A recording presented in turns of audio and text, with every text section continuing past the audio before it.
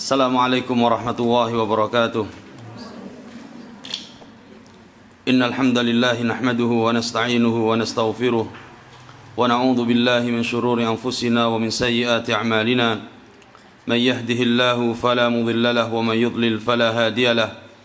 Asyhadu an la ilaha illallah wahdahu la syarika lahu wa asyhadu anna Muhammadan 'abduhu wa rasuluh. Allahumma shalli wa sallim wa barik ala nabiyyina Muhammadin wa ala alihi wa sahbihi wa sallam. Ikhwani wa akhwati, para hadirin yang dimuliakan Allah Subhanahu wa taala, di pagi yang berbahagia ini kita bersyukur kepada Allah. Pada kesempatan yang berbahagia ini kita dipertemukan oleh Allah dan di rumah Allah ini dalam rangka talabul ilmi, untuk belajar, untuk mengkaji tentang masalah tauhid yang berkenaan dengan prinsip-prinsip kita beragama, yang berkenaan dengan masalah-masalah yang akan ditanyakan oleh Allah di alam kubur. Ini merupakan pembahasan yang sangat penting dan kita bersyukur kepada Allah kita diberikan kesehatan, kesempatan untuk menghadiri majelis ini. Mudah-mudahan Allah Subhanahu wa taala senantiasa memberikan taufik dan hidayah kepada kita dan senantiasa memberikan istiqamah bagi kita untuk terus belajar dan mengkaji ayat-ayat Allah dan hadis-hadis Nabi sallallahu alaihi wasallam. Kemudian para ummahat, para akhwat yang dimuliakan Allah, ini mohon maaf tadi karena kita muter-muter ya. Ana pikir Solo kecil, tapi ternyata besar. Dan kita diarahkan atau kemana-mana. Ya alhamdulillah kita akhirnya dijemput oleh dari panitia. Mudah-mudahan nanti selanjutnya kita tidak nyasar lagi. Dan kita mulai dari pembahasan kita pada pertemuan yang pertama ini, yaitu dari risalah ya, yang ditulis oleh Al-Imam Al-Mujaddid Muhammad Ibn Abdul Wahhab rahimahullahu ta'ala. Ini beliau seorang alim, seorang mujaddid, pembaharu di dalam permasalahan agama. Dan beliaulah yang termasuk mendakwahkan tauhid dan akidah, yang gencar untuk mendakwahkan tauhid dan akidah, dan gencar untuk mengajak umat ini kembali kepada Al-Quran dan Sunnah dengan apa yang difahami oleh para sahabat dan para tabi'in. Beliau rahimahullahu ta'ala memiliki karya yang sangat banyak yang sudah masyhur di kalangan kita. Dan beliau rahimahullah dakwahnya sampai ke seluruh penjuru dunia, bahkan sampai ke Afrika, ke Amerika ya, kemudian sampai ke Asia dan sampai ke negeri kita, bahkan sampai ke kampung kita ini. Dan kita bersyukur kepada Allah, Allah berikan hidayah untuk terus mengkaji kitab-kitab beliau dan kitab-kitab para ulama yang lainnya.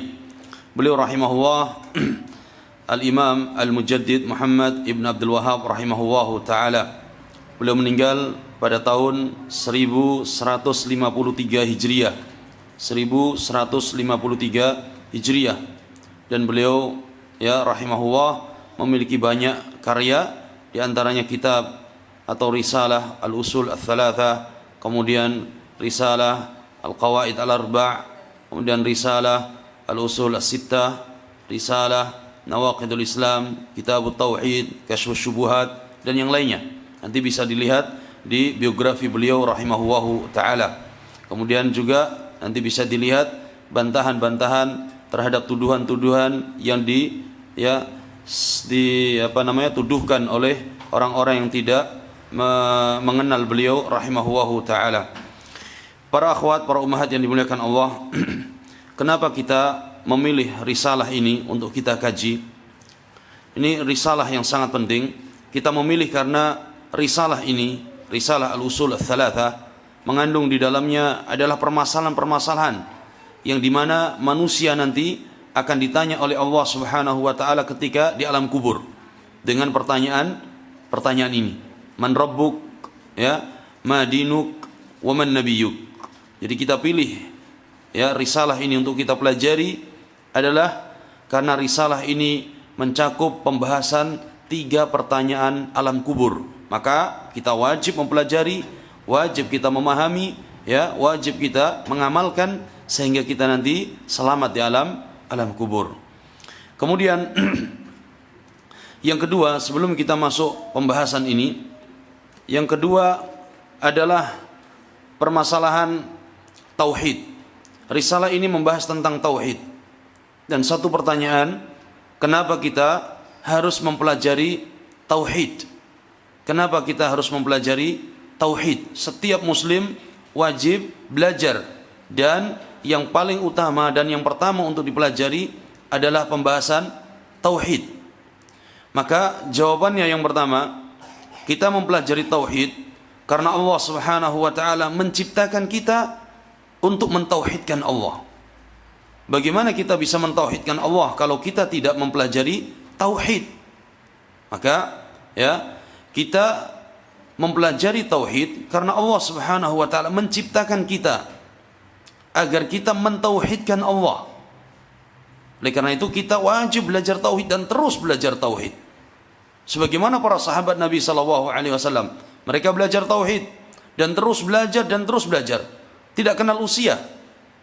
Dan terus belajar. Tidak cukup hanya membaca satu kitab, mempelajari satu kitab, atau hanya setahun, 2 tahun. Tidak, terus sampai akhir hayat mereka. Mereka belajar tauhid. Karena itu sebagai modal untuk apa? Mentauhidkan Allah Subhanahu wa taala. Allah Subhanahu wa taala firmankan dalam surat Adz-Dzariyat, "Wa ma khalaqtul jinna wal insa illa liya'budun." Adz-Dzariyat ayat 56. Kata Allah Subhanahu wa taala, dan tidaklah kuciptakan jin dan manusia kecuali hanya untuk beribadah kepadaku.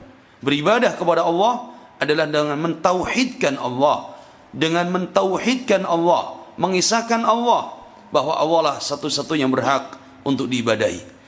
Kemudian yang kedua, kita mempelajari tauhid karena seorang tidak akan masuk surga Allah kecuali dia benar-benar mentauhidkan Allah. Bagaimana kita bisa benar-benar mentauhidkan Allah sehingga kita bisa menjadi ahli surga adalah dengan mempelajari tauhid.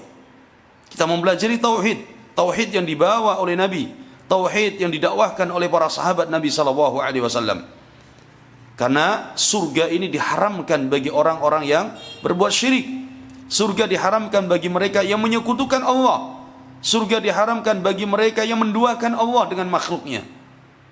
Allah firmankan dalam surat Al-Maidah ayat 72, "Innahu man yusyrik billah faqad harrama Allahu alaihi al-jannah wa ma'wahu an-nar wa ma lidh-dhalimin min ansar." Sungguhnya barang siapa yang berbuat syirik kepada Allah, maka Allah haramkan baginya surga. Allah haramkan baginya surga. Karena di akhirat hanya ada 2 tempat, surga dan neraka. Kalau Allah haramkan baginya surga, maka tempatnya di neraka. Wa ma'wahu an-nar, dan tempatnya mereka adalah di neraka. Wa ma lidh-dhalimin min ansar, dan tidak ada penolong bagi orang-orang yang zalim. Zalim di sini adalah orang-orang yang menempatkan sesuatu pada tempatnya, yaitu apa? Harusnya dia beribadah kepada Allah, tapi dia beribadah kepada selain Allah. Harusnya dia mengesahkan Allah dalam beribadah, ternyata dia menduakan Allah dalam ibadah. Maka dia adalah orang-orang yang berbuat zalim dengan kezaliman yang besar, yaitu kesyirikan. Kemudian Nabi sallallahu alaihi wasallam beliau juga sabdakan dalam hadis yang diriwayatkan oleh Imam Al-Bukhari dan Muslim, bahwa beliau sallallahu alaihi wasallam bersabda, "Man mata yusyriku billahi syai'an dakhala an-nar." Barang siapa yang meninggal dalam keadaan berbuat syirik, maka dia pasti akan masuk neraka. Waliyadzubillah. Oleh karena itu wajib bagi kita untuk belajar tauhid agar kita benar-benar bisa mentauhidkan Allah, benar-benar kita bisa selamat dari kesyirikan. Kita mempelajari tauhid yang ketiga karena tauhid ini adalah sebab kita mendapatkan ketenangan jiwa, ketenangan hati. Kita akan mendapatkan petunjuk dari Allah Subhanahu wa taala. Kita dapat rasa aman di dunia dan di akhirat. Setiap kita mendambakan ketenangan jiwa dan hati, mendambakan keamanan, menginginkan hidayah, petunjuk Allah di dunia dan di akhirat. Maka kuncinya adalah tauhid. Kuncinya tauhid. Orang yang mengenal tauhid, orang yang mengerti tentang tauhid, dia tidak akan memiliki rasa takut sedikit pun kepada makhluk Allah. Karena makhluk pada asalnya tidak bisa memberikan madarat tidak bisa memberikan madarat dan bahaya kepada manusia kecuali dengan izin Allah. Ketika dia pergi suatu tempat ada gelap, mungkin sebagian orang takut, tapi kalau dia punya tauhid dia nggak akan takut. Kenapa? Karena tidak ada yang bisa memberikan madarat. Ada orang lewat kuburan, takut tidak? Takut. Tapi kalau dia punya tauhid, dia yakin kuburan tidak bisa memberikan manfaat dan madarat. Dia jalan. Dan dia yakin dengan penjagaan Allah. Dia yakin orang yang mentauhidkan Allah, Allah akan jaga dia. Kata Nabi SAW, ihfazillaha yahfazka. Jagalah Allah dengan mentauhidkannya, dengan menjalankan perintah-perintahnya, menjauhi larangan-larangannya, maka Allah pasti akan menjaganya. Allah firmankan dalam surat Al-An'am ayat 82, alladzina amanu wa lam yalbisu imanahum bidzulmin ulaika lahumul amnu wa hum muhtadun. Orang-orang yang beriman kepada Allah, benar-benar mentauhidkan Allah, wa lam yalbisu imanahum bidzulmin, dan tidak mencampur adukkan keimanannya dengan kezaliman. Kezaliman di sini adalah kesyirikan, benar-benar murni tauhidnya. Ulaika lahumul amnu wa hum muhtadun, maka mereka akan mendapatkan rasa aman, tenang di dunia dan akhirat, dan mereka akan mendapatkan petunjuk Allah. Di dunia diberikan petunjuk oleh Allah untuk bisa beribadah kepada Allah dengan sebenar-benarnya ibadah, di akhirat diberi petunjuk oleh Allah untuk masuk ke surganya. Maka inilah di antara sebab kita mempelajari tauhid. Kemudian di antara sebab juga kita mempelajari tauhid adalah karena tauhid ini sebab keamanan, kemakmuran, keberkahan satu negeri. Kita ingin negeri kita ini aman, kita ingin negeri kita ini berkah, kita ingin negeri kita ini jaya. Kuncinya tauhid. Kuncinya tauhid. Tidak ada lain. Kembali beribadah hanya kepada Allah, menjauhkan segala bentuk kesyirikan. Disebutkan oleh Allah dalam surat An-Nur ayat 55, kata Allah Subhanahu wa taala, wa'adallahu alladhina amanu minkum wa 'amilus salihat la yastakhlifannahum fil ard kama istakhlafa alladhina min qablihim wa la yumakkinanna lahum dinahum alladhi irtadha lahum wa la yubaddilannahum min ba'di khawfihim amna ya'budunani la yusyrikuna bi syai'a. Allah menjanjikan bagi orang-orang yang beriman dan beramal saleh. Beriman di sini benar-benar mentauhidkan Allah, keimanannya murni, jauh dari segala khurafat. Keimanannya murni, tauhidnya bersih, dan beramal sesuai dengan contoh Nabi sallallahu alaihi wasallam, maka Allah Subhanahu wa taala akan memberikan keteguhan, akan memberikan keamanan, kejayaan. Allah akan mengganti dari rasa takut menjadi rasa aman. Allah akan memberikan dari rasa tidak tenang menjadi nyaman. Yang tadinya negerinya kacau menjadi kembali aman karena tauhid. Tapi dengan syarat, kata Allah, ya'budunani la yusyrikuna bi syai'a.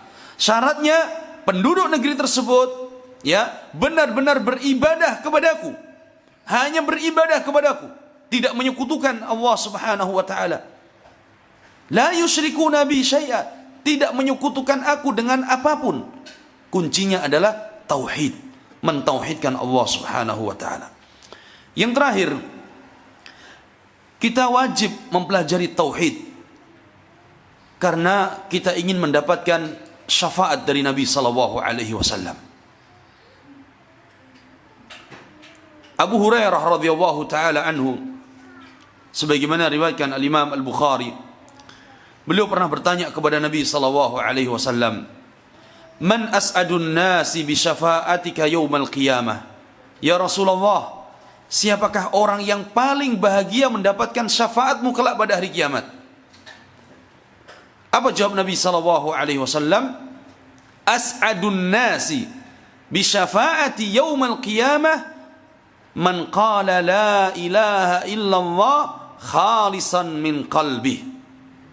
Kata Nabi sallallahu alaihi wasallam, orang yang paling bahagia mendapatkan syafaatku kelak pada hari kiamat adalah orang yang mengucapkan la ilaha illallah, kalimat tauhid. Tidak ada sembahan yang berhak diibadai kecuali Allah, khalisan min qalbi. Benar-benar apa? Ikhlas dari hatinya. Bagaimana mungkin seorang bisa ikhlas dalam mengucapkan la ilaha illallah kalau dia tidak faham tentang tauhid?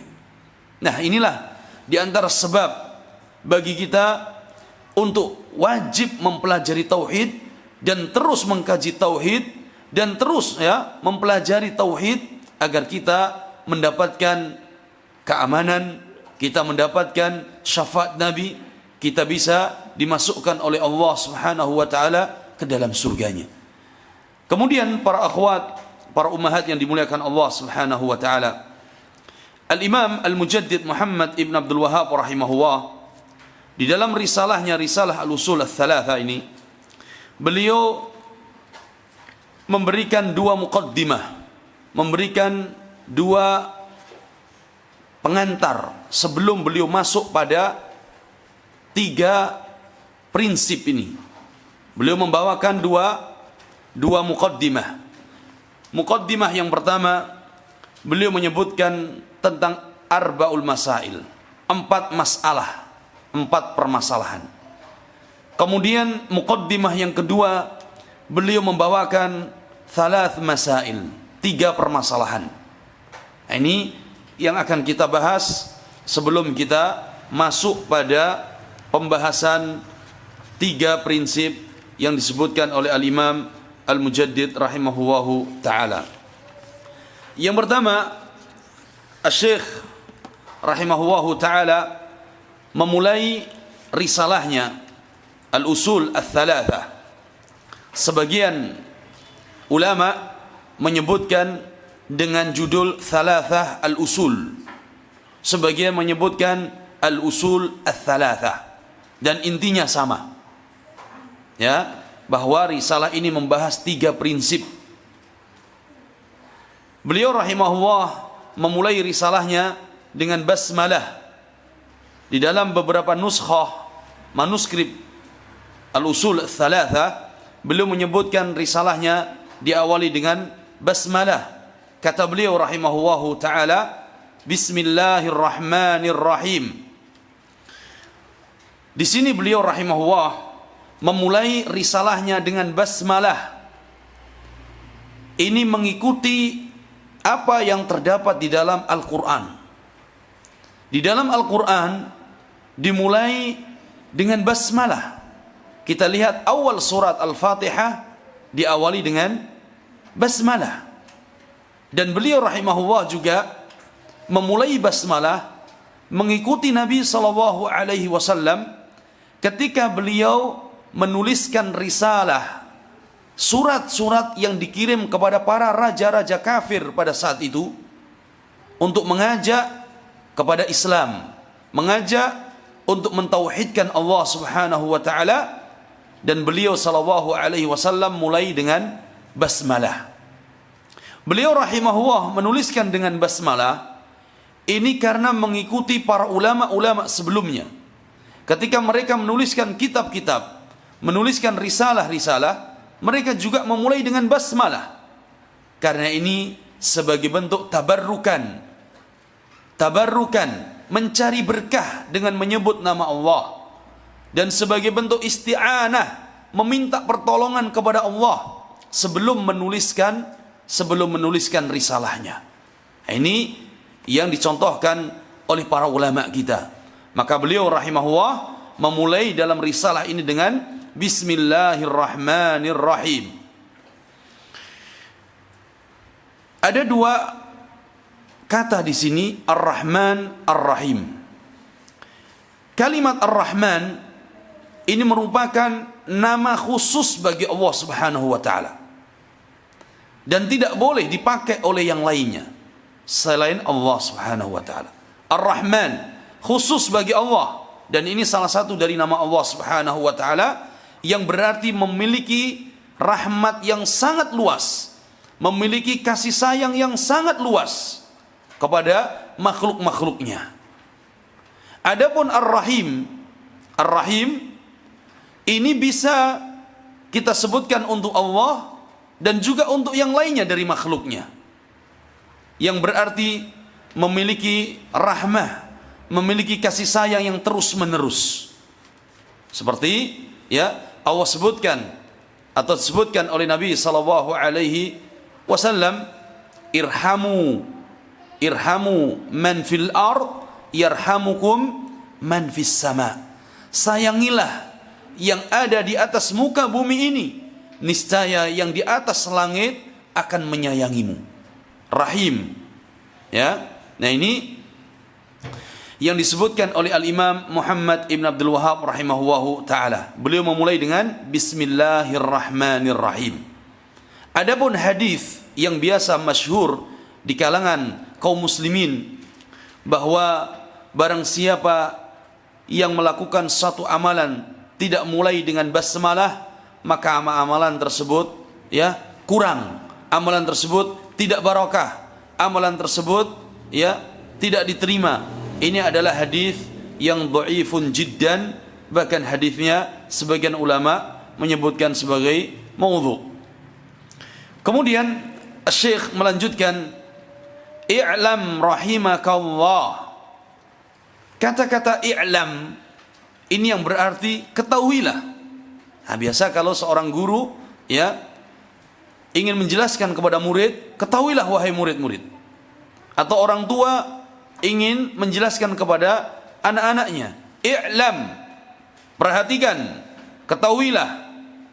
Kalimat i'lam di sini ingin menjelaskan kepada para pembaca risalah ini, kepada mereka yang mendengarkan risalah ini, yang mempelajari risalah ini, agar benar-benar fokus, agar benar-benar perhatian. Sehingga beliau mengingatkan, i'lam, perhatikan, ketahuilah. Ya, ini disebutkan oleh beliau rahimahullah. Kata beliau, i'lam rahimakallah. Perhatikan, ketahuilah, rahimakallah. Mudah-mudahan Allah merahmatimu. Ya, yang masyhur kalau kalimat rahimahullah biasanya untuk yang sudah meninggal. Yang masih hidup disebut hafizahullah. Tapi boleh, na'am boleh. Ya, dan ini disebutkan para ulama. Ya, rahimakallah, mudah-mudahan Allah merahmatimu. Kalimat rahimakallah ini berarti atau bermakna mudah-mudahan Allah mengampuni dosa-dosamu yang telah lalu,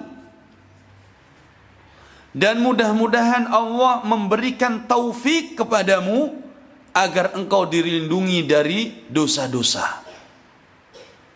Jadi doa beliau rahimahullah kepada para pembaca, kepada para pelajar, kepada mereka yang mendengarkan risalah ini, rahimakallah, yang berarti mudah-mudahan Allah mengampuni dosa-dosamu yang telah lalu, dan Allah memberikan taufik kepadamu untuk dijaga di waktu yang akan datang dari dosa-dosa.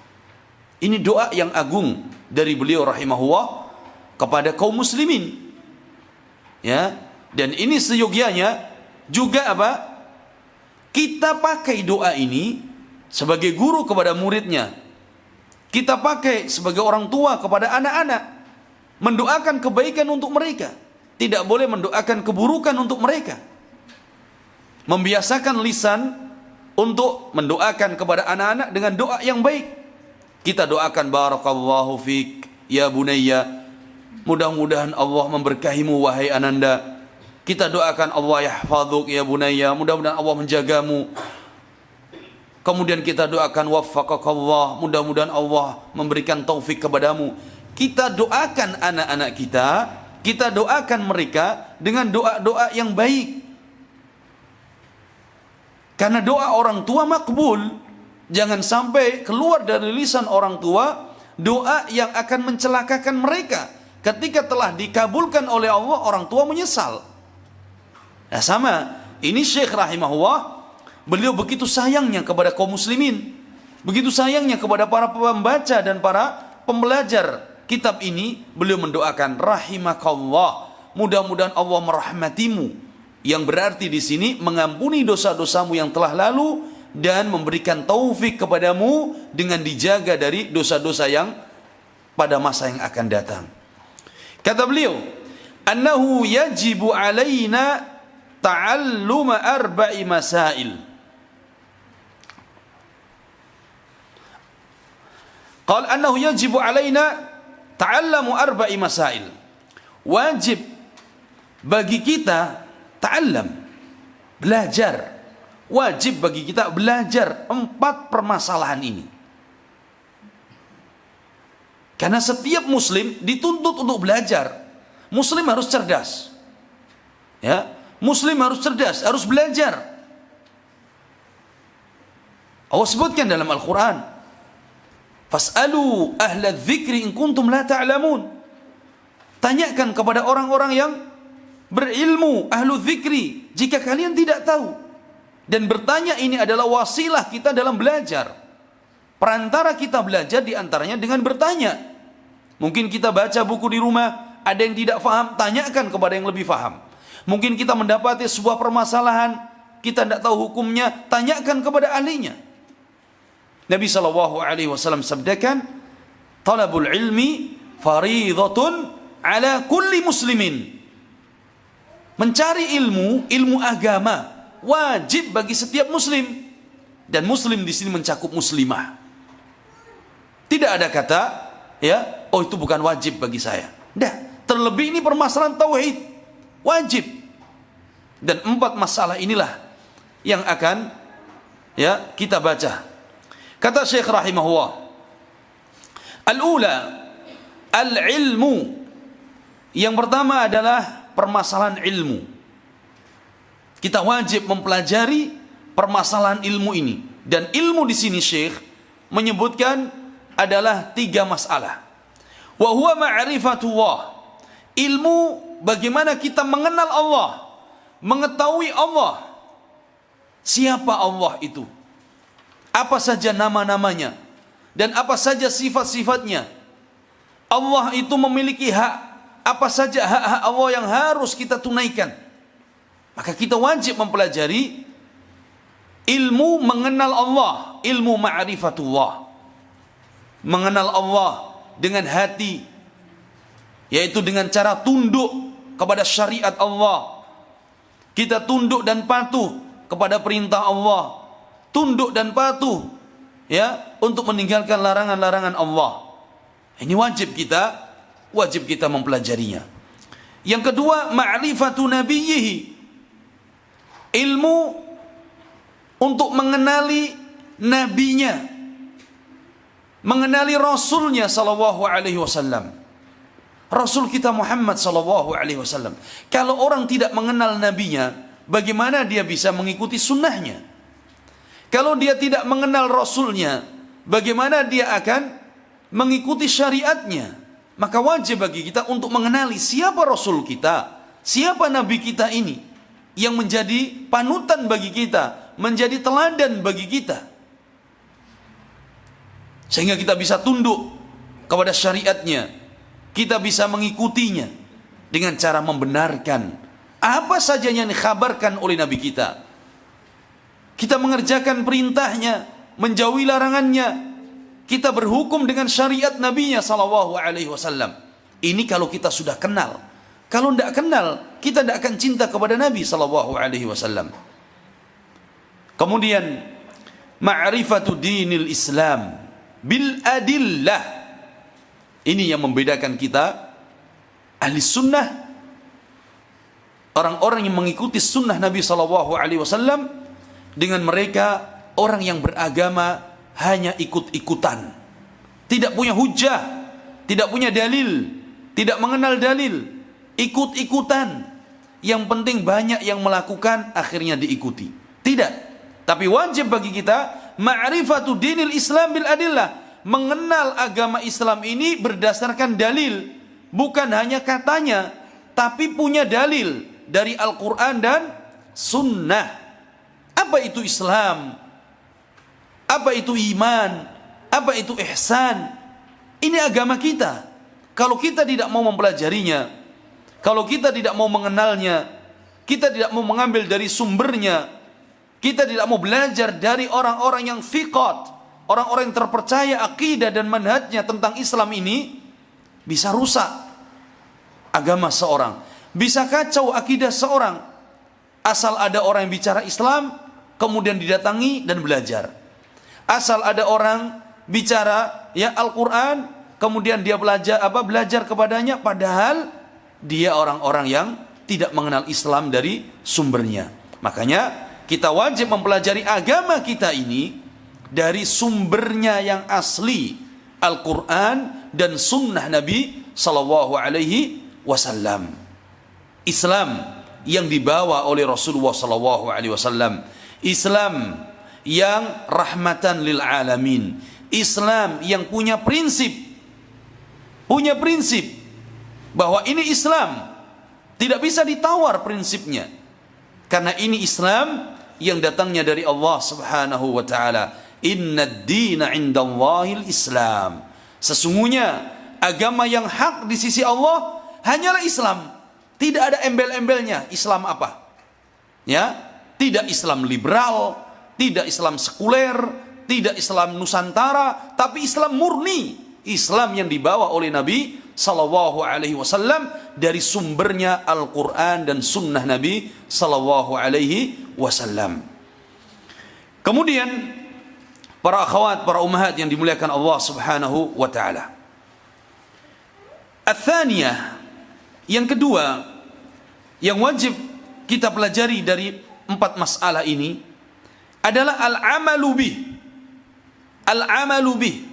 Setelah kita mengetahui siapa Rabb kita, kita mengetahui siapa Nabi kita, kita mengetahui agama kita dengan dalil, maka tidak boleh itu hanya sebagai pengetahuan, tapi al-amalu bih, wajib untuk diamalkan.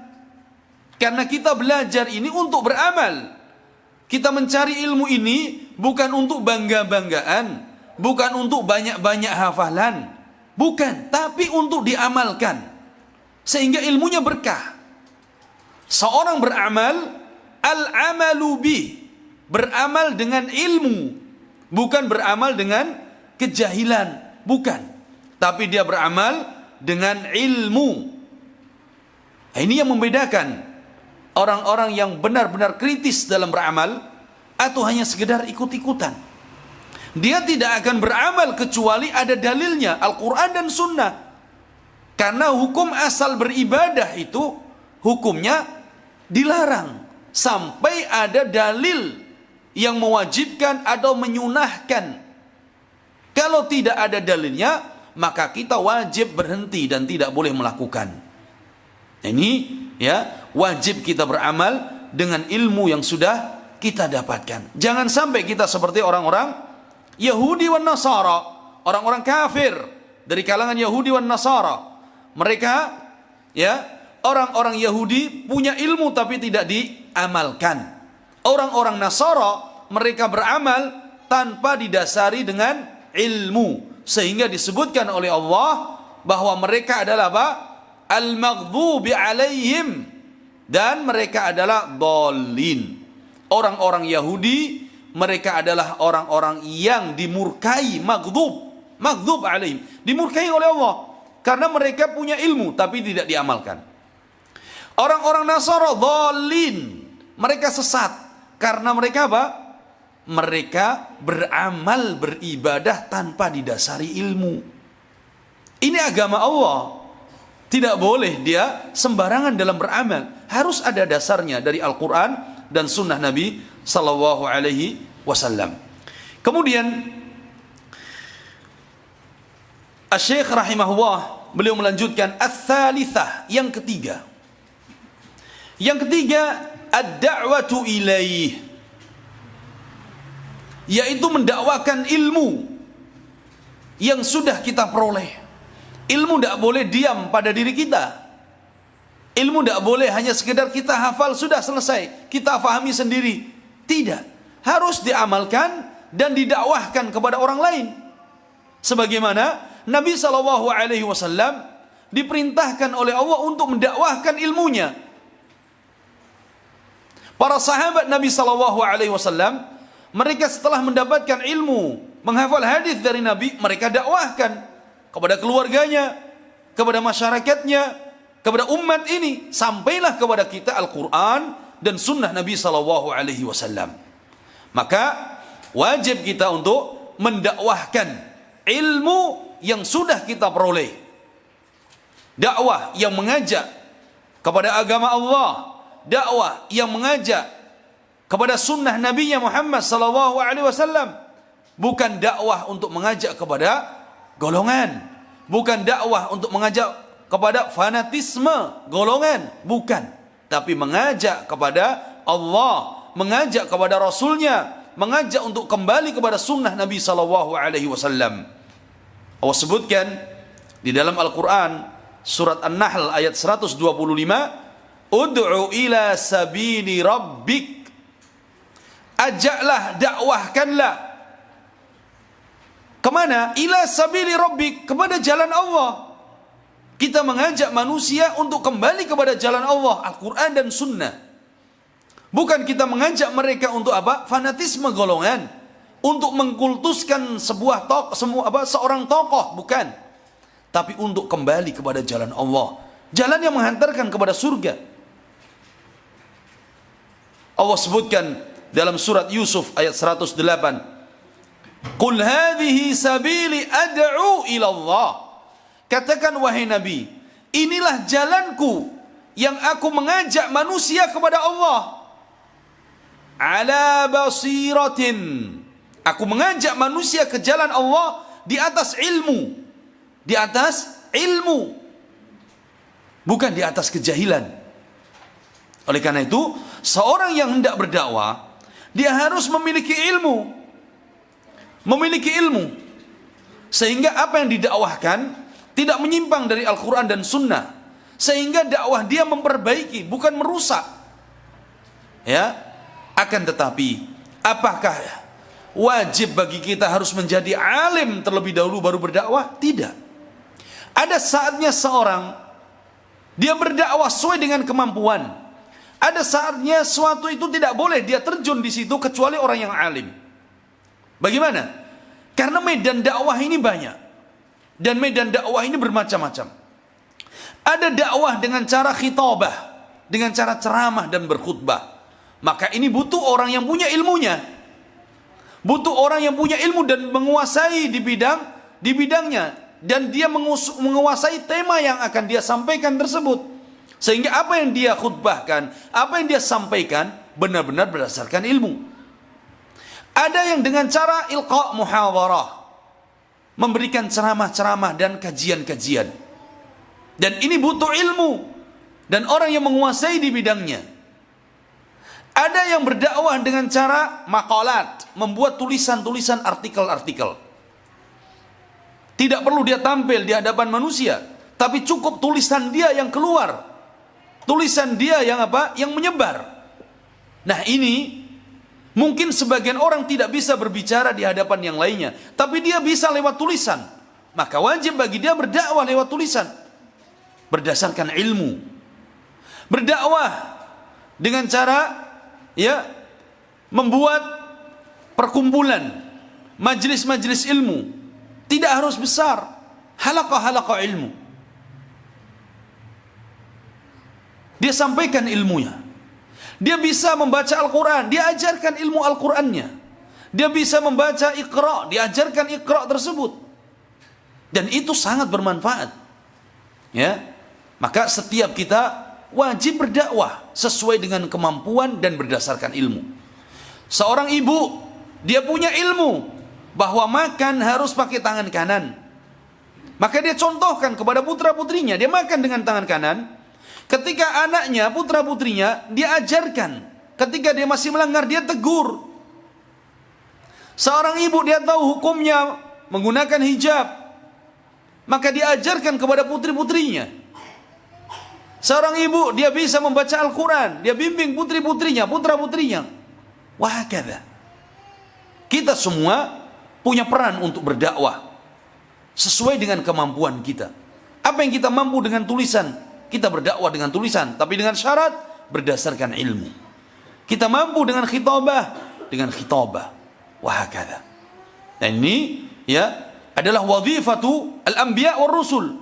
Dakwah ini tugas para nabi dan rasul yang diwarisi oleh para ulama, diwarisi oleh orang-orang setelahnya. Ini merupakan tugas yang mulia, adalah berdakwah di jalan Allah Subhanahu wa ta'ala.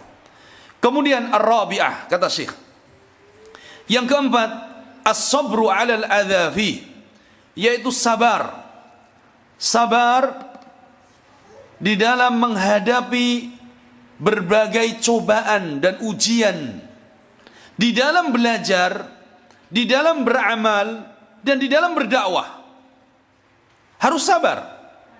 Karena orang belajar kalau tidak sabar gagal. Belajar itu tidak mudah. Butuh kejuhudan, butuh semangat, butuh keseriusan. Ini yang belajar beneran, ya, yang belajar beneran. Bukan sekedar belajar cari nilai, bukan. Tapi yang belajar beneran.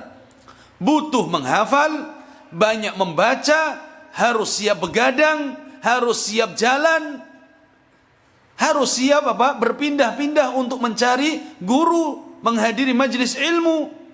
Ini butuh kesabaran. Butuh kesabaran. Ada hujan, harus sabar. Aduh, hujan.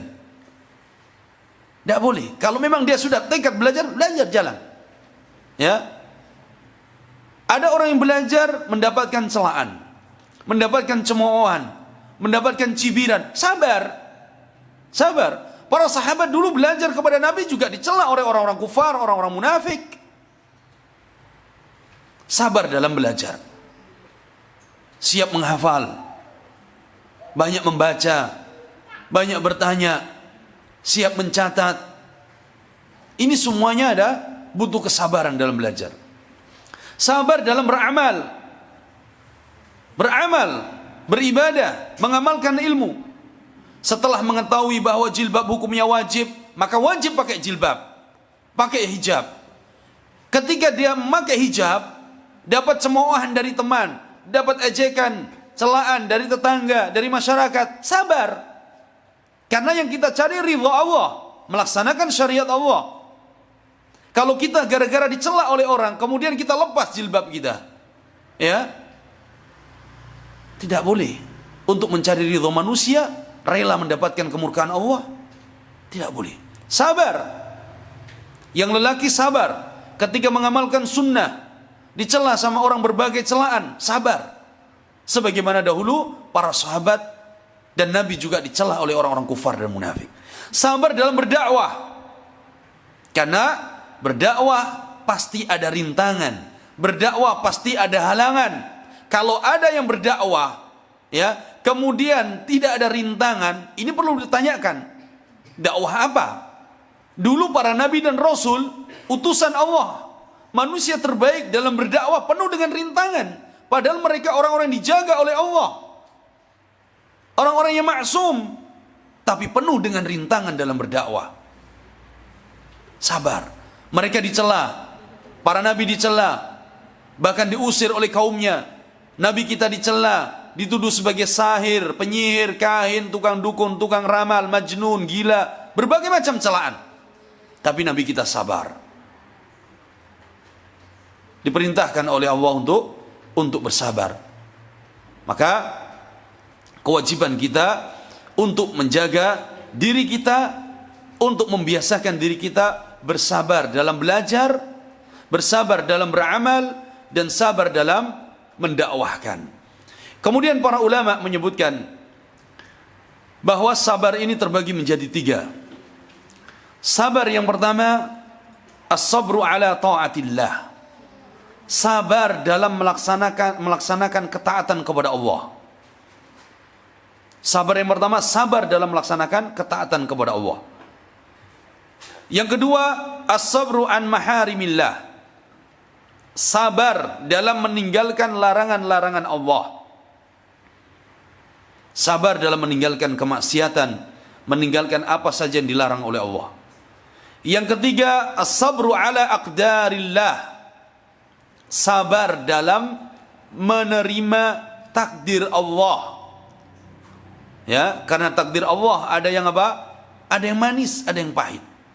Sabar menerimanya. Nah, ini 3 kesabaran yang disebutkan oleh para ulama kita. Kemudian Al-Imam Al-Mujaddid rahimahullah beliau menyebutkan, wad dalilu qauluhu ta'ala, adapun dalil tentang masalah ini adalah firman Allah di dalam surat Al-Asr. Allah firmankan, wal asri innal insana lafi khusrin illa alladhina amanu wa amilus salihat wa tawasaw bil haqq wa tawasaw bis sabr. Dan dalilnya adalah firman Allah, wal asri, demi masa. Allah Subhanahu wa taala bebas bersumpah dengan apa saja karena Allah Al-Khaliq, Allah pencipta. Tapi kita sebagai makhluk tidak boleh bersumpah kecuali dengan nama Allah. Allah bersumpah dengan waktu, masa. Allah bersumpah dengan apa? Wal fajri wasyamsi. Allah bersumpah dengan makhluk-makhluknya boleh, tapi kalau kita tidak boleh. Ya, kita tidak boleh. Harus bersumpah dengan nama-nama Allah. Tidak boleh kita bersumpah demi Rasul, tidak boleh. Syirik. Ya, harus bersumpah dengan nama Allah Subhanahu wa taala. Innal insana lafi khusrin. Sesungguhnya manusia semua berada dalam kerugian. Manusia semua berada dalam kerugian. Jadi semuanya, illa, baru dikecualikan oleh Allah. Illa alladzina amanu, kecuali orang-orang yang beriman. Mereka yang benar-benar beriman kepada Allah dan beriman kepada apa saja yang dikabarkan oleh Allah. Mereka beriman kepada apa saja yang dikabarkan oleh Rasulullah SAW. Benar-benar menjaga akidahnya. Wa amilus salihat, dan beramal saleh. Di dalam beramal saleh harus terpenuhi 2 syarat. Al-ikhlas, benar-benar ikhlas karena Allah dalam beramal. Yang kedua, al-mutaba'ah, yaitu mencontoh Rasulullah SAW. Ini baru disebut amal saleh. Kalau amal saleh hanya modal ikhlas tapi tidak sesuai contoh Rasulullah, maka ini tertolak. Ini tertolak. Ya, dan ini disebut dengan bid'ah. Karena tidak ada contoh dari Nabi. Begitu juga amalan yang hanya mencontoh Nabi saja tapi tidak ikhlas, maka ini jatuh dalam syirik, riya. Maka dua-duanya harus terpenuhi. Ikhlas dalam beramal karena Allah, mengharapkan ridha dan pahala dari Allah. Dan yang kedua, mutaba'ah, mencontoh Rasulullah sallallahu alaihi wasallam. Ini yang disebut amal saleh. Kemudian yang ketiga, wa tawasaw bil haqq, dan yang saling menasihati untuk mengikuti al-haq, kebenaran. Memberikan wasiat kepada orang lain, memberikan nasihat kepada saudaranya, kepada orang lain untuk senantiasa menetapi al-haq. Wa tawasaw bis sabr, dan berwasiat untuk senantiasa berlaku sabar. Sabar berada di atas al-haq, berlaku sabar dalam 3 macam sabar tersebut. Nah, inilah orang-orang yang memiliki sifat ini, beriman, beramal, kemudian berdakwah dengan memberikan wasiat dan nasihat kepada al-haq, dan berdakwah dengan memberikan wasiat agar sabar, ya, di atas ketaatan kepada Allah, sabar dalam meninggalkan larangan-larangan Allah, dan sabar di dalam menerima takdir Allah Subhanahu wa taala. Mereka itu orang-orang yang selamat dari kerugian, orang-orang yang selamat, ya, dari kebinasaan. Tapi selain daripada itu, maka mereka berada di dalam kerugian dan kebinasaan.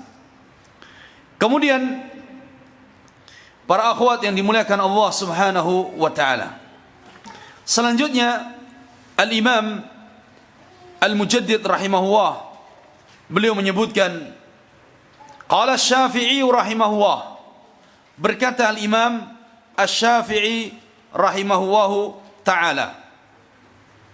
Al-Imam Syafi'i, beliau kunyahnya Abu Abdillah. Kunyah Abu Abdillah. Disebut kunyah itu kalau diawali dengan Abu Fulan atau Ummu Fulan, itu kunyah.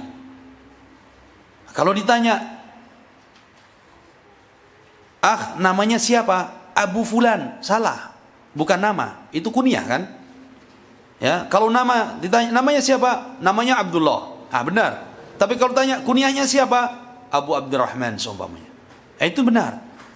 Tapi kalau sebagian kita ditanya namanya siapa? Abu Fulan, bukan nama itu, kunyah. Ummahat juga seperti itu, tanya, siapa namanya? Ummu Fulan. Enggak, nama yang ditanya, bukan kunyah. Al-Imam Syafi'i, ya, kunyahnya Abu siapa? Abu Abdillah. Ingat, ini dihafal. Orang Indonesia ngakunya Syafi'iyah, tapi kalau tidak kenal nama Imam Syafi'i, berarti bukan Syafi'i sebenarnya. Ya, Asy-Syafi'i rahimahullah Abu Abdillah. Beliau bernama Muhammad ibn Idris. Muhammad ibn Idris Asy-Syafi'i rahimahullah taala. Imam Syafi'i seorang imam dari kalangan imam-imam arba'ah yang ini menjadi panutan bagi kebanyakan kaum muslimin di negeri kita. Imam Syafi'i dilahirkan di Gaza. Di mana Gaza?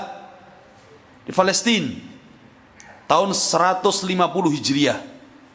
Beliau lahir, Imam Abu Hanifah meninggal. Jadi tidak sempat ketemu. Al-Imam Abu Hanifah, An-Nu'man bin Thabit, meninggal tahun 150 Hijriah, dan Imam Syafi'i lahir pada tahun yang sama. Kemudian Imam Syafi'i rahimahullah hijrah bersama keluarganya dari Gaza, Palestina ke Makkah. Kemudian di Makkah beliau belajar kepada para ulama di Masjidil Haram. Kemudian beliau hijrah ke Madinah, belajar kepada Imam Malik rahimahullah. Bertahun-tahun belajar kepada Imam Malik di Masjid Nabawi. Kemudian setelah itu beliau berpindah ke Baghdad, ke Irak. Dan beliau mendakwahkan ilmu di sana. Dan di antara murid beliau adalah Imam Ahmad ibn Hanbal pada saat itu yang ada di Baghdad. Setelah itu beliau berpindah ke negeri Mesir. Dan beliau tinggal di Mesir sampai beliau meninggal pada tahun 204 Hijriah. Rahimahullah Al-Imam Syafi'i rahmatan wasi'ah.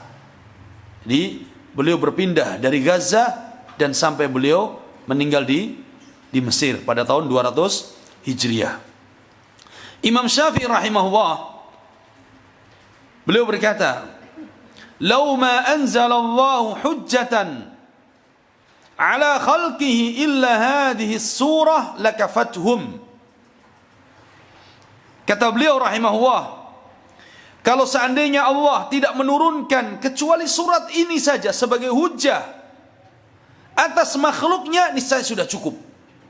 Kalau seandainya Allah tidak menurunkan kecuali surat ini saja sebagai hujjah atas makhluknya, niscaya sudah cukup.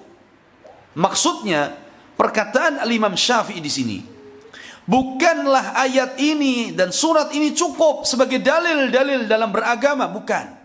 Tapi cukup di sini untuk mengingatkan makhluk, mengingatkan manusia agar mereka beribadah kepada Allah, mengingatkan manusia agar mereka beramal saleh, mengingatkan manusia agar mereka saling memberikan wasiat. Ya, ayat ini sudah cukup memberikan peringatan kepada mereka bahwa manusia semua pada kerugian kecuali yang memiliki 4 sifat tadi.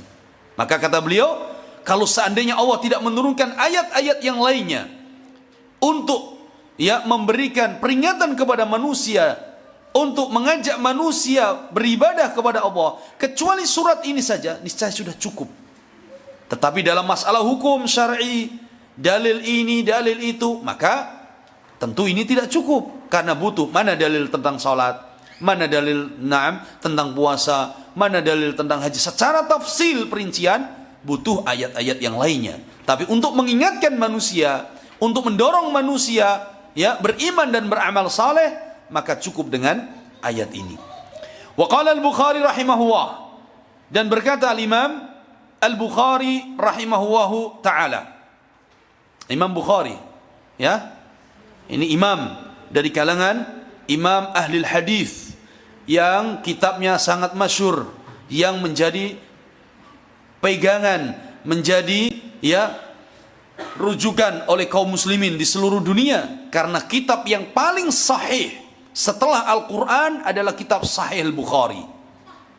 Kitab yang paling sahih setelah Al-Quran adalah Sahih Bukhari, kemudian Sahih Muslim. Nah, Al-Imam Bukhari rahimahullah, beliau Al-Imam Bukhari, awal ketika menuliskan kitab ini bukan dari beliau sendiri, tapi ketika beliau hadir di majelis ilmu gurunya yang bernama Al-Imam Ishaq bin Rahuya. Sebagian membaca Ishaq bin Rahawai. Al-Imam Ishaq bin Rahuya ketika di majelis ilmu, beliau menyampaikan kepada murid-muridnya, kalau seandainya ada di antara kalian yang mengumpulkan hadis-hadis Nabi sallallahu alaihi wasallam yang sahih secara mukhtasar, secara singkat. Beliau berharap dari murid-muridnya ada yang mengumpulkan hadis-hadis Nabi ya yang sahih secara singkat saja, tidak mengumpulkan sekian banyak. Kata Imam Bukhari rahimahullah, fawaqa'a fi qalbi, maka ucapan Al-Imam Ishaq bin Rahuya itu masuk ke dalam hatiku. Ini menjadi sebab tasji, semangat beliau untuk mengumpulkan hadis-hadis Nabi SAW. Dalam riwayat yang lain, Al-Imam Bukhari ketika beliau tidur, kemudian beliau bermimpi. Kata beliau rahimahullahu ta'ala, ra'aitu Rasulullah sallallahu alaihi wasallam, aku melihat Nabi di dalam mimpiku sallallahu alaihi wasallam. Wa ana baina yadayhi, sedangkan aku berdiri di samping beliau. Wa ma'i mirwahah, dan aku membawa kipas. Jadi Imam Bukhari bermimpi melihat Nabi, kemudian beliau berdiri di samping Nabi memegang apa? Kipas. Kemudian aku kipas Nabi. Keesokan harinya ketika aku bangun dari tidur, aku datangi siapa? Ahli tafsir mimpi, para ulama. Fasa'altu anir ru'yah, aku tanyakan kepada mereka tentang mimpiku.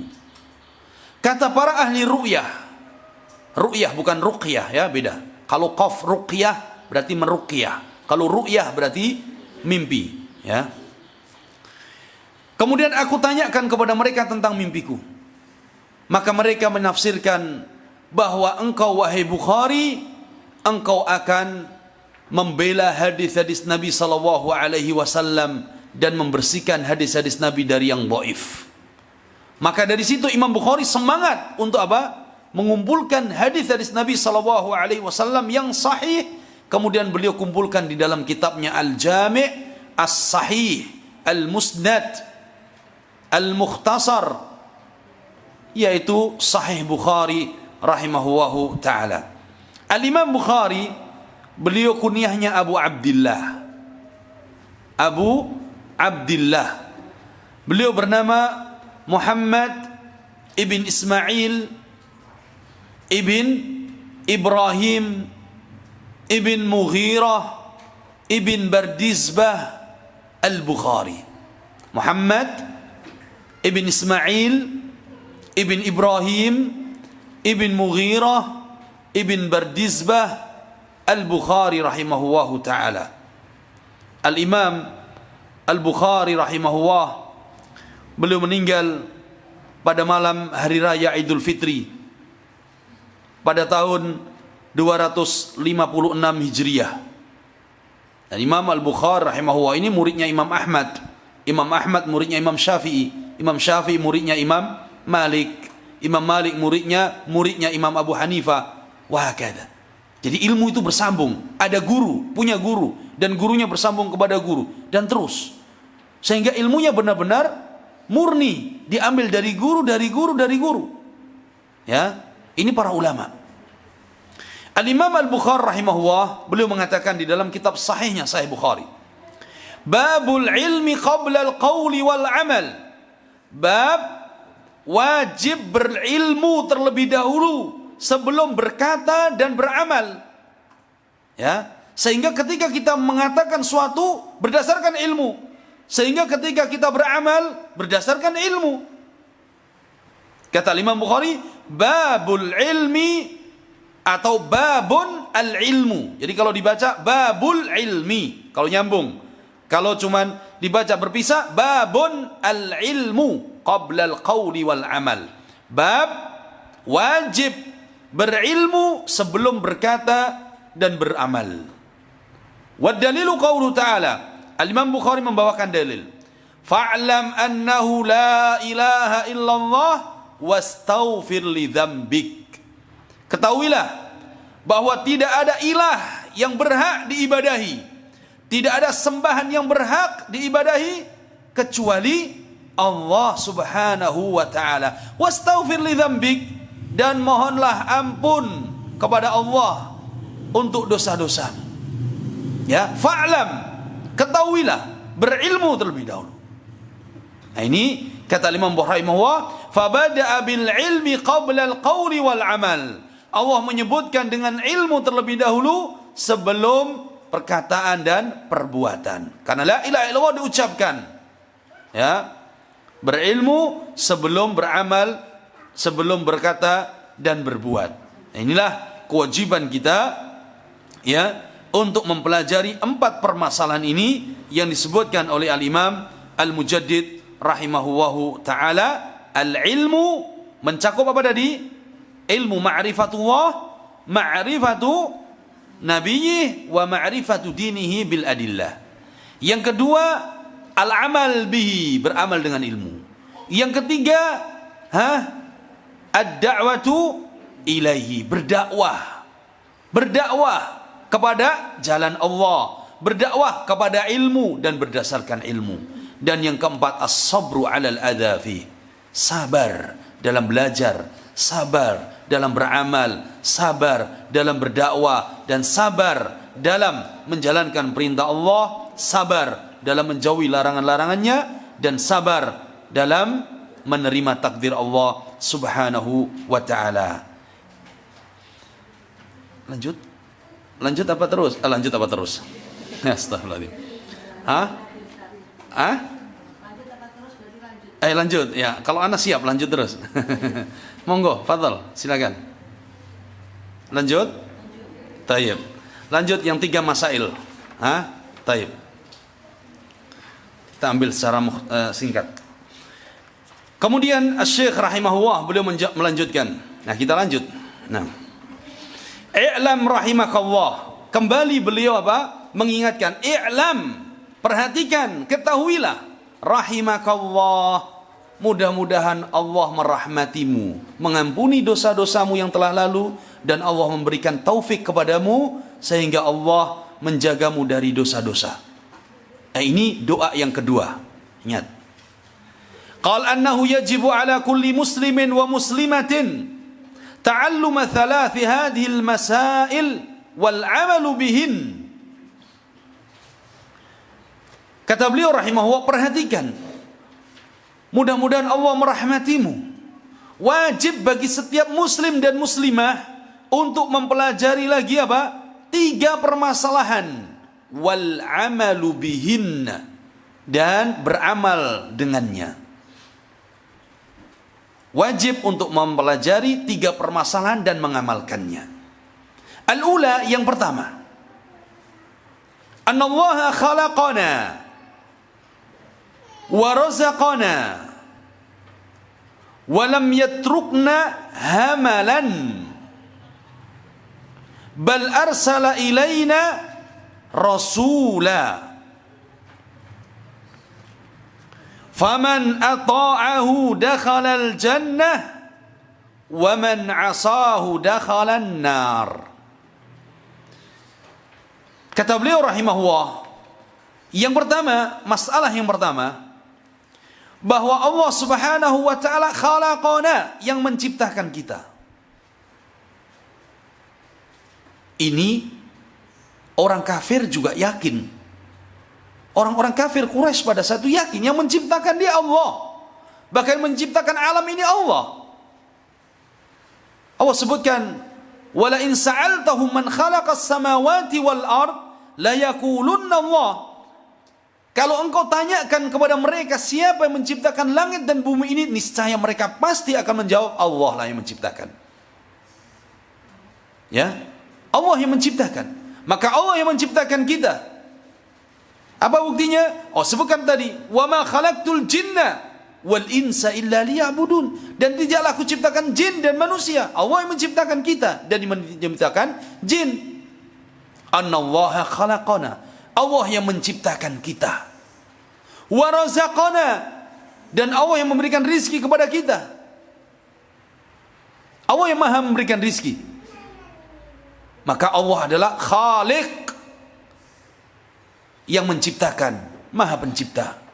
Ar-Raziq, atau bisa disebut Ar-Razzaq, Allah yang maha memberikan rizki. Innallaha huwar razzaqu dzul quwwatil matin, dalam surah Adz-Dzariyat 58. Sesungguhnya Allah maha memberikan rizki dan dia Allah maha kuat. Allah yang memberikan rizki kepada kita.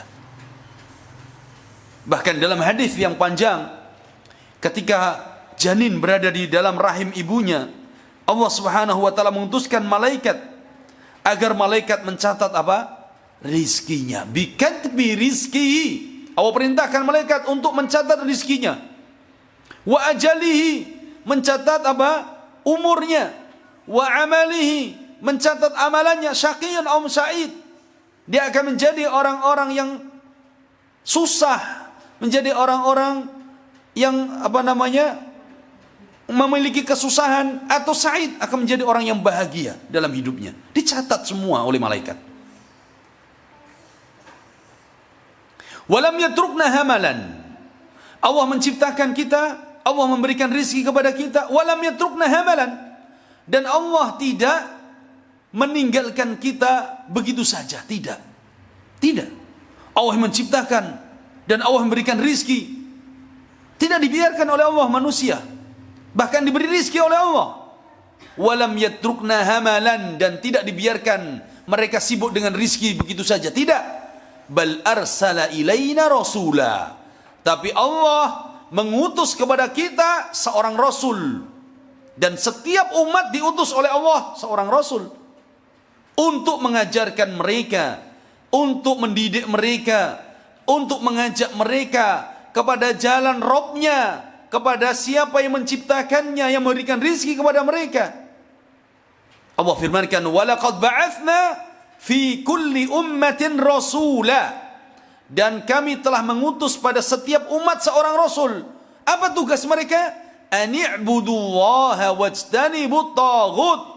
Tugas para rasul mengajak umatnya untuk beribadah hanya kepada Allah dan meninggalkan segala peribadatan selain Allah. Tugas utama para nabi dan rasul, dan tugas utama para dai adalah menanamkan tauhid, mengajak mereka hanya beribadah kepada Allah dan mengingatkan mereka dari bahaya menyekutukan Allah Subhanahu wa taala. Allah mengutus mereka para rasul sehingga kita tahu mana yang hak, mana yang batil. Kita tahu mana tauhid, mana syirik. Kita tahu mana sunnah, mana bid'ah, mana halal, mana haram. Semua ini adalah karena telah disampaikan oleh para rasul kepada umat-umatnya, termasuk rasul kita Muhammad sallallahu alaihi wasallam. Kemudian Asy-Syaikh menyebutkan, "Faman ata'ahu dakhalal jannah wa man 'asahu dakhalan nar." Barang siapa yang mentaati siapa? Rasulnya, berarti dia apa?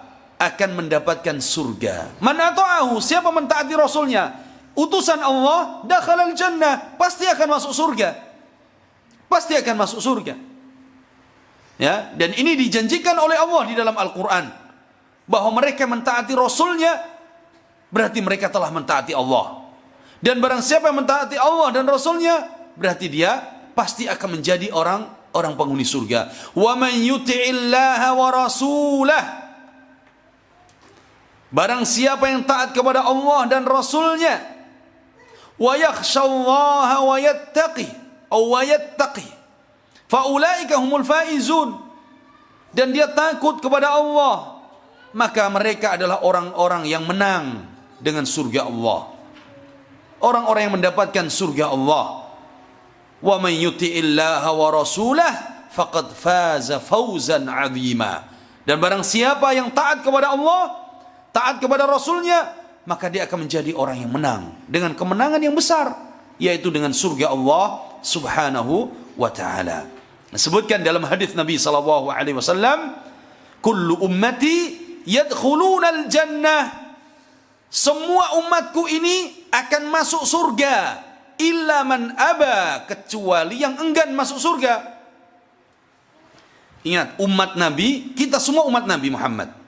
Tapi umat Nabi terbagi menjadi dua.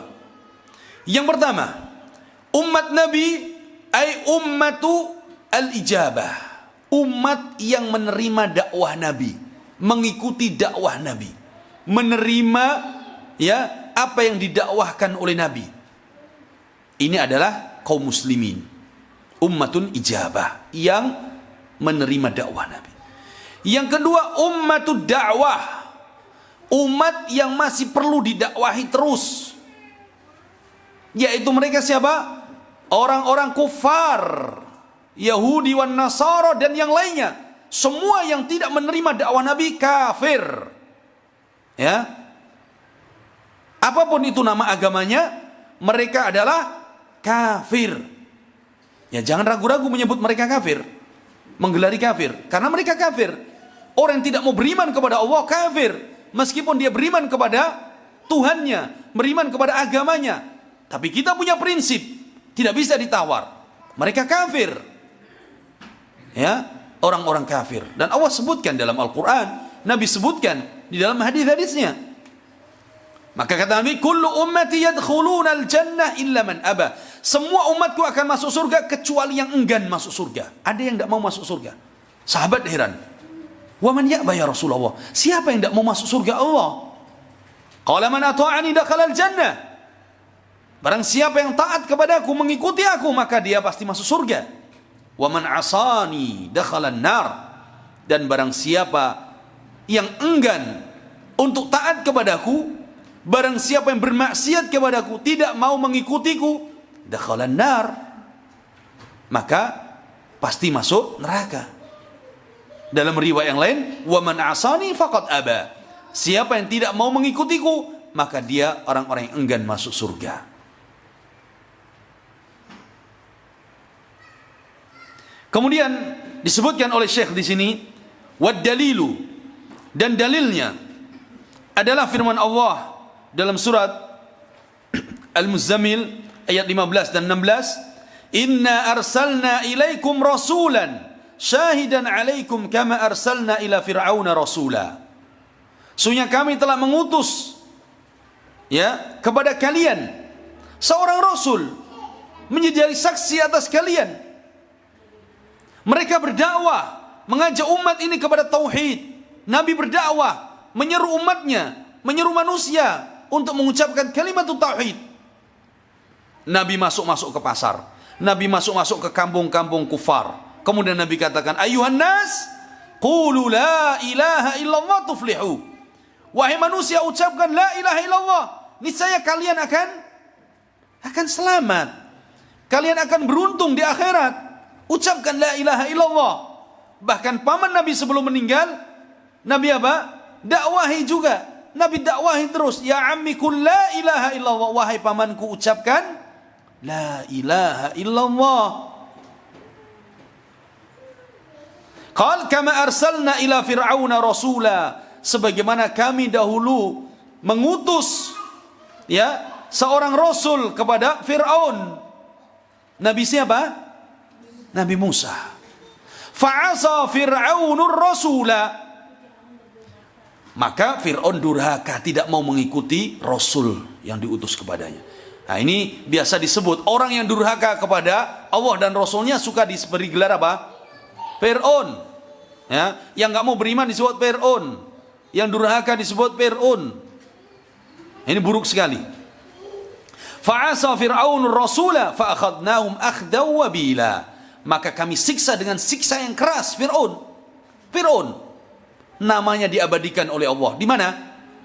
Di Al-Quran. Apakah ketika nama Fir'aun diabadikan di dalam Al-Quran berarti Fir'aun dijadikan contoh terbaik? Bukan. Tapi untuk dihindari, untuk dijauhi. Ya. Ketika Nabi Musa diutus oleh Allah kepada Fir'aun, apa firman Allah? Wa qula lahu qawlan layyina la'allahu yatadhakkaru aw yakhsha. Nabi Musa dan Nabi siapa? Harun. Diutus oleh Allah, datanglah kalian kepada siapa? Fir'aun. Idhaba ila fir'auna innahu tagha. Wahai Musa, wahai Harun, pergilah kalian ke Fir'aun. Karena Fir'aun itu sudah melampaui batas. Apa yang diperintahkan oleh Allah? Faqula lahu qawlan layyina. Ucapkanlah dengan ucapan yang baik di hadapannya. Karena Allah perintahkan dia datang ke mana tadi? Datang ke Fir'aun. Allah tidak perintahkan, wahai Musa, pergilah ke gunung Tursinai. Tursinai, ini gunung ya Saina. Atau pergilah wahai Musa ke Sungai Nil. Atau pergilah wahai Musa ya ke padang pasir. Kemudian di sana teriakkan wahai Fir'aun. Tidak. Ingat ya. Allah perintahkan Allah perintahkan Musa dan siapa? Harun datang kepada Fir'aun. Wa qula lahu qawlan layyina. Ucapkan dengan perkataan yang baik. La'allahu yatadzakkar aw yakhsha. Mudah-mudahan dia sadar, dia ingat, dia menjadi takut kepada Allah. Ternyata malah membangkang dan makin jadi. Dikatakan ana rabbukumul a'la. Ya. Nah, ini sudah tidak bisa dibiarkan kalau yang gini. Ini Fir'aun, ya. Nah, kata beliau rahimahullah, yang kedua, annallaha la yarda an yushraka ma'ahu ahadun fi ibadatihi, la malakun muqarrabun wala nabiyyun mursal. Masalah yang kedua yang harus dipelajari dan difahami, bahwa Allah tidak ridha kalau Allah itu disekutukan dengan siapapun dalam beribadah. Allah tidak ridha kalau seandainya Allah diduakan dengan malaikat yang paling dekat dengan Allah. Allah tidak ridha kalau diduakan, disekutukan dengan siapa? Nabi dan Rasulnya. Tidak ridha Allah. Pagi dia beribadah kepada Allah. Ya, jam 9 dia mintanya kepada matahari. Siangnya dia minta kepada kuburan wali. Tidak ridha Allah. Karena Allah ini satu-satunya yang harus diibadahi, yang hak. Yang lain semuanya makhluk Allah. Sembahan yang diibadahi adalah batil. Meskipun itu malaikat, meskipun itu siapa? Nabi sekalipun. Apalagi kalau dia mintanya, beribadahnya kepada kuburan, kepada bebatuan, kepada pepohonan, bahkan kepada hewan. Bahkan kepada hewan. Orang yang sehat akalnya tidak akan melakukan demikian. Maka Allah tidak ridha. Annahu la yarda. Allah tidak ridha an yushraka ma'ahu ahadun fi ibadati. Ada seorang yang apa? Atau Allah tidak ridha ketika Allah disekutukan, diduakan dengan siapapun dalam beribadah. Tidak buat malaikat, tidak juga siapa? Nabi dan Rasulnya. Tidak ridha Allah. Wad dalilu qawlu ta'ala wa annal masajida lillah fala tad'u ma'allahi ahada. Dan sesungguhnya masjid-masjid itu milik Allah. Maka jangan kalian berdoa, ya, menduakan Allah dengan siapapun. Menduakan Allah, beribadah. Ini dilarang oleh Allah Subhanahu wa ta'ala. Dan Allah tidak ridha karena ini kesyirikan, memalingkan ibadah kepada selain Allah Subhanahu wa ta'ala, atau menyamakan Allah dengan makhluknya. Ini semuanya kesyirikan yang bisa membatalkan amalan-amalannya. Kalau Allah tidak ridha, berarti Allah ridhonya apa? Ridhonya Allah itu diesakan, ridhonya Allah itu ditauhidkan. Harus mentauhidkan Allah dalam beribadah, tidak menduakan dan tidak menyekutukan Allah Subhanahu wa taala. Yang ketiga, anna man ata'a ar-rasul wa wahhada Allah la yajuzu lahu muwalatu man hadda Allah wa rasulahu walau kana aqraba qaribin. Anna man ata'a ar-rasul, bahwa barang siapa yang mentaati Rasul, wa wahhada Allah, dan mentauhidkan Allah, la yajuzu lahu muwalah, maka tidak boleh dia berkasih sayang, berloyalitas, man hadallaha wa rasulah, terhadap orang yang memusuhi Allah dan Rasulnya. Kalau dia benar-benar mentauhidkan Allah, dia benar-benar mentaati Rasulnya, maka tidak boleh dia berloyalitas, berkasih sayang kepada orang-orang yang memusuhi Allah dan Rasulnya. Walau kana aqraba qarib, meskipun dia itu adalah apa? Keluarga dekatnya sekalipun. Meskipun keluarga dekat, kalau dia itu memusuhi Allah dan Rasulnya, maka dia musuh. Tidak boleh dicintai dalam keimanannya, tidak boleh dicintai berkasih sayangnya dalam ibadah. Ya, tidak boleh. Walau kana aqraba qarib, meskipun itu adalah keluarga dekatnya. Ya. Nah, ini berbeda antara kecintaan, kasih sayang karena Allah, dan antara bermuamalah kepada orang-orang kafir, kepada orang-orang yang memusuhi agama ini. Tidak boleh kita berkasih sayang, berloyalitas dengan mereka, berkasih sayang. Tetapi dalam bermuamalah, maka wajib bagi kita bermuamalah sesuai dengan yang diatur di dalam Al-Quran, diatur oleh Nabi SAW. Berbuat baik kepada mereka karena mereka berbuat baik kepada kita. Kita bermuamalah jujur dengan mereka. Kita juga sopan kepada mereka. Ada enggak orang muslim dia panggil orang kafir kafir? Ada enggak? Enggak ada. Dia panggil. Kalau dia punya tetangga yang lebih tua, dia panggil Pak. Dia punya tetangga yang lebih tua, dia panggil Om. Kalau masih seumuran dia panggil Mas. Dia panggil dengan panggilan yang baik karena bermuamalah. Tapi di dalam keimanan kita, di dalam agama ini, kita tidak boleh berkasih sayang karena mereka memusuhi Allah dan Rasulnya. Masa kita tega Allah dan Rasulnya, kita ridha Allah dan Rasulnya dimusuhi oleh mereka, kemudian kita berkasih sayang dengan mereka. Tapi dalam bermuamalah, kita bermuamalah yang baik. Kita memberikan hak-hak mereka, kita menjaga hak-hak mereka. Nah, ini diatur di dalam agama kita. Kemudian wad dalilu qaulu ta'ala, dan dalilnya adalah firman Allah dalam surat Al-Mujadilah. La tajidu qauman yu'minuna billahi wal yawmil akhir yuwaduna man hadallaha wa rasulah. Kalian tidak akan mendapati satu kaum yang benar-benar beriman kepada Allah, beriman kepada hari akhir, yuwaduna man hadallaha wa rasulah, berkasih sayang, berloyalitas dengan orang-orang yang musuhi Allah dan Rasulnya. Kita tidak akan mendapati kalau dia itu benar-benar beriman kepada Allah, beriman kepada hari akhir, kemudian berkasih sayang dengan orang-orang musuh Allah dan Rasulnya. Walau kanu aba'ahum, meskipun mereka itu adalah orang tua mereka, aba'ahum, au abna'ahum, atau anak-anak mereka, au ikhwanahum, atau saudara-saudara mereka, au ashiratahum, atau keluarga dekat mereka. Tidak boleh berkasih sayang, berloyalitas di dalam masalah ibadah, tapi bermuamalah. Kalau ada orang tua yang masih kafir, bermuamalah yang baik sebagai anak.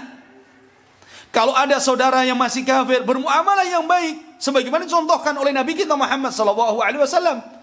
Beliau bermuamalah yang baik kepada paman-pamannya yang masih kafir. Bahkan beliau saking sayangnya, dalam artian adalah saking berharapnya pamannya mendapatkan apa? Hidayah, beliau terus mendakwahinya.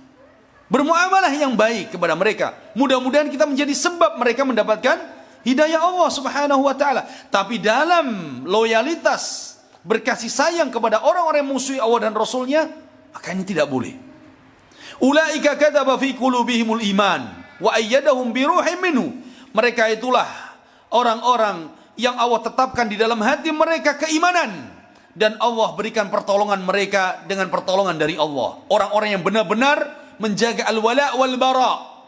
Orang-orang yang benar-benar mencintai Allah dan Rasulnya dan tidak berkasih sayang dengan musuh-musuh Allah dan Rasulnya. Wa yudkhiluhum jannatin tajri min tahtihal anharu khalidina fiha. Dan mereka itulah orang-orang yang akan dimasukkan ke dalam surga-surga Allah yang mengalir di bawahnya sungai-sungai dan akan kekal di dalamnya. Radhiyallahu anhum wa radu'an. Allah ridho kepada mereka dan mereka pun puas dengan mendapatkan kenikmatan dari Allah. Ulaika hizbullah. Itulah golongan Allah. Mereka itulah golongan Allah yang memiliki al-wala, cinta karena Allah, wal bara, kebencian juga karena Allah. Ala inna hizballahi humul muflihun.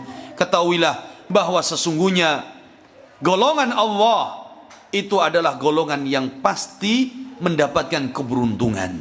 Nah, inilah 3 poin permasalahan yang juga wajib kita ketahui, wajib kita amalkan, bahwa Allah menciptakan kita, memberikan rizki kepada kita, dan Allah mengutus Rasulnya untuk membimbing kita. Yang kedua, Allah tidak ridha kalau sampai Allah diduakan dan ada yang menyekutukan Allah dengan makhluknya. Yang ketiga, orang-orang yang benar-benar mentauhidkan Allah dan mentaati Allah, maka tidak boleh dia berloyalitas kepada musuh-musuh Allah subhanahu wa ta'ala. Ini beberapa poin dari muqaddimah yang disebutkan oleh Al-Imam Al-Mujaddid Muhammad Ibn Abdul Wahhab rahimahullahu ta'ala. Mudah-mudahan ini menjadi sebab bagi kita untuk terus semangat dalam menjaga tauhid ini dengan mempelajarinya dan dengan memahaminya dan dengan mengamalkannya. Mudah-mudahan ini menjadi ilmu yang bermanfaat bagi kita dan kita diberikan istiqomah oleh Allah untuk terus belajar. Tiru para wanita-wanita dari kalangan sahabiyat yang mereka adalah wanita-wanita Al-Ansar. Kata Aisyah radhiyallahu taala anha, ni'man nisaul ansar. Wanita-wanita yang terbaik adalah wanita-wanita Al-Ansar. Kenapa mereka terbaik? Kata Aisyah, lam yamna'hunna al-haya minal ilmi. Tidak menghalangi rasa malu mereka untuk terus belajar. Wanita juga wajib belajar, bahkan wajib lebih banyak untuk mendidik putra-putrinya di rumah, untuk mengarahkan anak-anaknya, untuk membimbing mereka, karena mereka lebih banyak bersama putra-putrinya. Maka wajib untuk membekali ilmu, membekali tauhid terutama, agar bisa membimbing putra-putrinya, menjadikan mereka orang-orang yang mentauhidkan Allah dan mengerti akan hak-hak Allah serta mengikuti sunnah Nabi sallallahu alaihi wasallam. Wallahu alam. Mudah-mudahan ini bermanfaat dan bisa dilanjutkan pada pertemuan yang akan datang. Subhanakallahumma bihamdika asyhadu an la ilaha illa anta astaghfiruka wa atubu ilaik. Apa ada pertanyaan? Atau udah paham semua ya? Ada yang ditanyakan? Fadhal.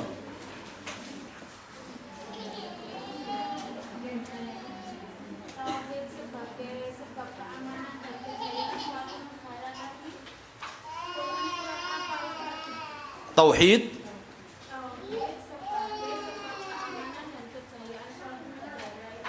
Naam. Surat An-Nur ayat 55. Surat An-Nur ayat 55. Nah, mudah-mudahan negeri kita ini jaya dengan menyebarnya dakwah tauhid. Dan para pemimpin kita kembali untuk mendukung dakwah tauhid ini dan mereka juga ikut mendakwahkan tauhid ini. Mudah-mudahan menjadi sebab kejayaan, keberkahan, keamanan negeri ini. Nah,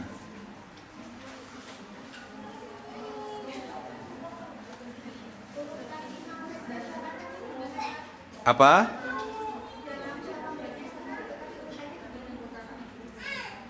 Lam asma, enggak dengar anak. Imam Syafi'i kenapa? Urutan dari Masya Allah, tabarakallah. Nah, dihafal ya, dihafal nih, dengerin, catat semuanya. Besok dites. Tak kenal maka tak sayang. Ya, kalau tidak kenal imam gimana mau sayang sama imam-imamnya? Yang pertama, kita sering dengar apa? Ada berapa madhab? 4. Madhab itu banyak sekali. Tapi yang masyhur 4 madhab. Ya, madhab itu banyak sekali. Ya, ada madhab Zahiri, ada madhab Laythi, Auza'i, Thawri, dan banyak sekali. Tapi yang masyhur 4 madhab. Taib. Yang pertama, imam madhab yang pertama adalah Al-Imam Abu Hanifah. Ini kunyah, tapi beliau masyhur dengan kunyahnya. Abu Hanifah, kunyahnya namanya An-Nu'man ibn Thabit Al-Kufi. Apa? An-Nu'man bin Thabit Al-Kufi, karena dari Kufah, Kufi, ya. Di mana Kufah? Di mana? Irak. Negeri Irak ada Kufah, ada Basrah, ada Baghdad. Nah, beliau siapa tadi? An-Nu'man ibn Thabit Al-Kufi, kunyahnya Abu Hanifah. Gelarnya apa? Al-Imamul A'dham. Al-Imam Al-A'dham. Taib. Kemudian madhab beliau dinisbahkan kepada beliau dengan apa? Madhab apa namanya? Hanafiyah atau Ahnaf. Hanafiyah atau Ahnaf. Yang kedua, Al-Imam Abu Abdillah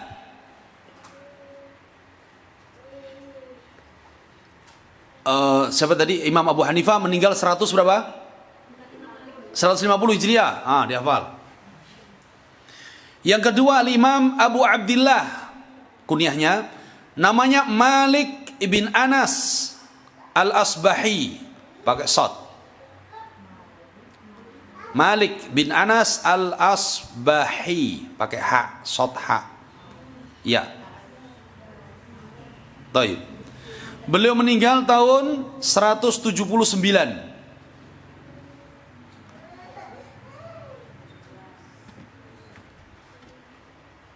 Sudah? Gelarnya apa beliau? Bukan LC gelarnya, bukan. Gelarnya Imamu Daril Hijrah. Imam Daril Hijrah. Kenapa? Karena beliau seorang imam yang ada di kota Madinah. Dan Madinah adalah negeri hijrahnya Nabi dan para sahabat. Imamu Daril Hijrah. Meninggal tahun 179. Yang ketiga, Al-Imam Abu Abdillah, kunyahnya namanya Muhammad ibn Idris Asy-Syafi'i. Gelarnya apa? Bukan kiai, bukan. Kalau orang Indonesia ya. Ini gelarnya adalah Nasirus Sunnah, pembela sunnah. Nah, maka yang mengaku sebagai Syafi'iyah harus terdepan dalam membela sunnah. Jangan terbalik, ngaku Syafi'iyah tapi menentang dakwah sunnah. Ini tidak benar. Imam Syafi'i itu gelarnya Nasirus Sunnah, pembela sunnah, terdepan dalam membela sunnah. Taib. Beliau meninggal tahun 204 Hijriah.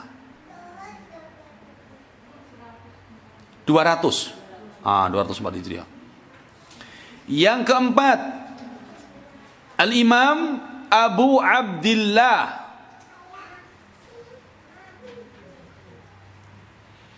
namanya Ahmad ibn Muhammad ibn Hanbal.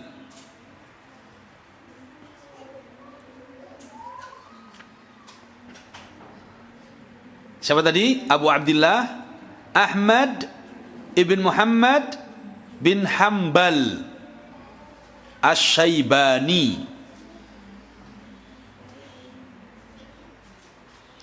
Beliau meninggal pada tahun 241 Hijriah.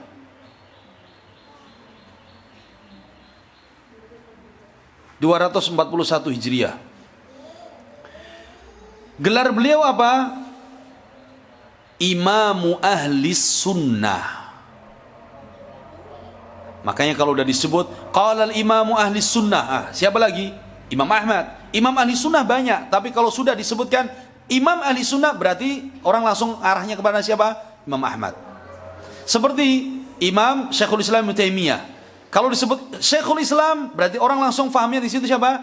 Ibnu Taimiyah. Padahal banyak Syekhul Islam. Wahakadha. Nah, ini imam dari 4 madhab. Imam Abu Hanifah An-Nu'man bin Thabit lebih dikenal dengan kunyahnya Abu Hanifah dan madhabnya disebut Hanafiyah. Imam Malik lebih dikenal dengan namanya dan kunyahnya siapa? Abu Abdillah, madhabnya namanya Malikiyah. Kemudian Imam Asy-Syafi'i lebih dikenal dengan nisbat kepada jaddu-jaddunya. Ini nama jaddu-jaddunya apa? Jaddu-jaddu itu kakek-kakek buyutnya yang bernama Syafi'. Nama jaddunya namanya Syafi', kakek-kakeknya, buyutnya lah ya. Maka beliau dinisbat kepada Syafi'i. Nama beliau Muhammad. Ya, kunyahnya Abu Abdillah juga. Nah, mazhabnya namanya Syafi'iyah. Kemudian apa? Al-Imam Ahmad, lebih dikenal dengan namanya Ahmad bin Hanbal, tapi dinisbatkan kepada kakeknya. Orang Arab biasa dinisbatkan kepada kakek karena sebagai bentuk memuliakan kakek. Itu biasa di Arab. Nah, beliau na'am kunyahnya Abu Abdillah, mazhabnya namanya Hanabilah atau Hambali. Baik. Ini hafal nama, kunyah, gelar, tahun meninggalnya. Biar kenal. Semua imam ini mereka sepakat. Sepakat apa dalam ucapan mereka? Idza sahhal hadis fahuwa madhhabi. Kalau hadis itu datangnya sahih dari Nabi, maka itulah pendapatku. Buang pendapatku kalau menyelisih hadis Nabi. Mereka sepakat seperti itu. Ya. Tapi disayangkan sebagian pengikutnya ketika didatangkan hadis mereka berhujah, loh ini kan pendapatnya Imam Syafi'i. Loh, tapi pendapatnya Imam Syafi'i menyelisih hadis. Ya, tapi kan pernah kata Imam Syafi'i.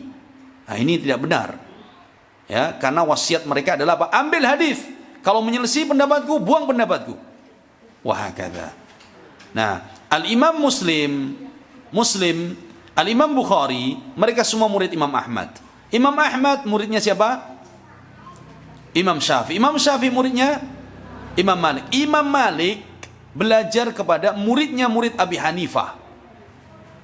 Disebutkan oleh para ulama seperti Muhammad ibn Hasan Asy-Syaibani, kemudian Abu Yusuf Al-Qadhi, dan mereka dua-dua itu adalah murid kibarnya Al-Imam Abu Hanifah rahimahumullahul jami. Nah, begitulah dalam belajar. Kita mengambil ilmu dari guru, guru dari guru, guru dari guru sampai kepada sahabat, sampai kepada Nabi SAW. Sehingga ilmu kita bersanad, punya sanad ilmu sampai kepada para ulama, yang ulama sampai kepada Nabi SAW. Ya, mudah-mudahan ini bermanfaat. Nah, cukup. Taib. Mudah-mudahan ini bermanfaat dan kita diberikan oleh Allah Subhanahu wa taala kemudahan untuk kembali belajar, dan kita minta ini dihafalkan ya, dan mohon nanti catatannya diperbaiki, disimpan, dibaca ya, difahami ya. Allah alam, mudah-mudahan ini bermanfaat dan bisa dilanjutkan lagi. Subhanakallahumma bihamdika asyhadu an la ilaha illa anta astaghfiruka wa atubu ilaik. Assalamualaikum warahmatullahi wabarakatuh.